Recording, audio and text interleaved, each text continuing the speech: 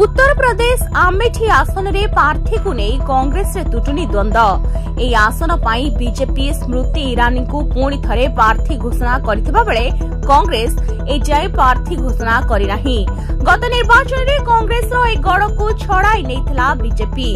2004 परठारु ए आसन रे लगातार भावे जीती आसुथबा राहुल गांधी को परास्त करी कांग्रेस विजय रे ब्रेक लगाइथिले स्मृति ईरानी।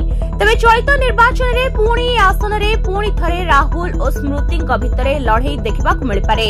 एप्रिल 26 रे वायनाड रे भोटिंग परे राहुल एप्रिल 27 रे आमेठी पाई नामांकन पत्र दाखल करि पारंती बोली चर्चा हेउछि।